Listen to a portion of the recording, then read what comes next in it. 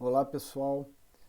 hoje eu trago para vocês um estudo pré-print, ou seja, em fase de publicação,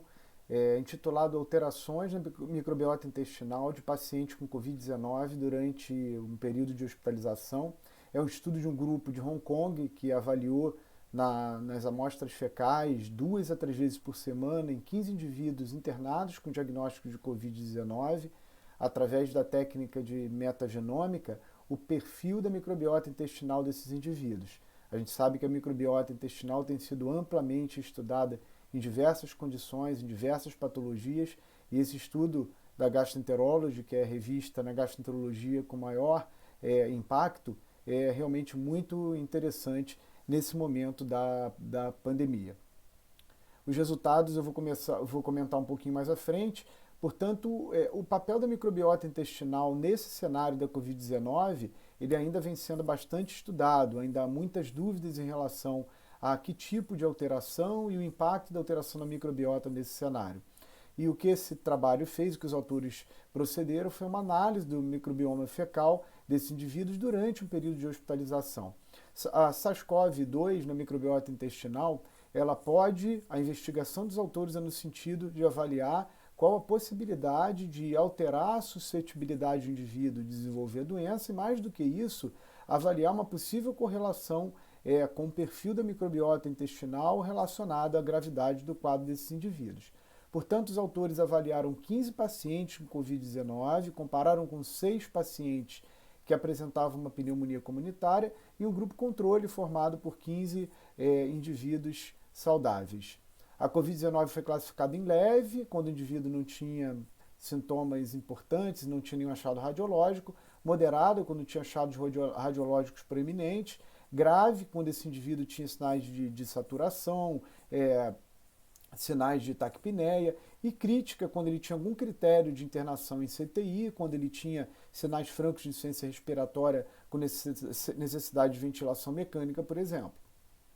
Aqui é uma figura já muito tradicional, né, de disbiose. Aqui à esquerda a gente vê um indivíduo saudável, com epitélio intestinal absolutamente normal, com os enterócitos com as suas junções firmes e sem permitir passagem de nenhum tipo de germe para o lume intestinal, enquanto do lado direito é perceptível um aumento da permeabilidade da mucosa, os enterócitos um pouco mais distanciados, né? E possibilitando a passagem de bactérias, por exemplo, com um potencial patogênico que caracteriza a disbiose, esse desbalanço entre bactérias, que são as bactérias chamadas comensais, as bactérias protetoras, e as bactérias com potencial de levar à doença. Os autores demonstraram uma correlação entre determinados tipos de bactérias mais abundantes ou reduzidas e a severidade e ocorrência de Covid. E um dado bastante interessante que os autores mencionaram é que esse estado de disbiose, ou seja, esse desbalanço entre as bactérias do bem e as bactérias patogênicas, ela persistiu na análise de metagenômica mesmo após a resolução dos sintomas e mesmo após um resultado de SWAB, de SWAB negativo para o SARS-CoV-2. Portanto, se estendeu além da hospitalização o achado de disbiose nesses pacientes. Alguns tipos de bactérias, né, a gente percebe aí alguns tipos de Clostridium, que são diferente do conhecido Clostridium difficile, apresentaram correlação direta com possibilidade de doença mais grave. Existiu uma correlação inversa entre a abundância dessa bactéria já conhecida de muitos, que é a Fecalibacterium prausnitzii, que tem evidentes propriedades anti-inflamatórias, e a gente fala disso no cenário de tempestade de citocinas, de tempestade inflamatória e gravidade, ou seja, havia uma correlação inversa entre a abundância dessa bactéria e gravidade do quadro. Na hospitalização, alguns tipos de bacterióides correlacionaram-se de forma inversamente proporcional com a carga de vírus nas amostras fecais.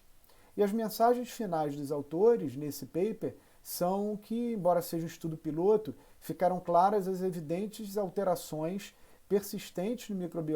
na microbiota fecal durante a hospitalização e que se estenderam para o período pós-alta hospitalar. Persistência do perfil após a resolução do quadro, ou seja, o indivíduo melhorou dos sintomas, o indivíduo negativou o vírus e ainda assim a disbiose se fez presente. E eles concluem dizendo que estratégias para alterar a microbiota intestinal podem vir a reduzir a gravidade de doença, podem servir como um importante instrumento, uma importante ferramenta para se tentar mudar a história natural de uma doença com potencial de gravidade. Essa última citação é uma inferência minha de que é possível que esses achados de disbiose durante a internação hospitalar e mesmo pós-alta possam levar a um impacto para muitos indivíduos e sobretudo para esses indivíduos internados a longo prazo no trato gastrointestinal. É possível que a Covid-19 funcione, por exemplo, como um gatilho de doenças funcionais, como é o caso da síndrome do intestino irritável, da dispepsia funcional, algumas doenças funcionais importantes serem engatilhadas pela Covid-19 naqueles pacientes que já carregam, obviamente, consigo aquela predisposição para o desenvolvimento desse grupo de doenças. Queria mais uma vez agradecer a todos e até uma próxima oportunidade.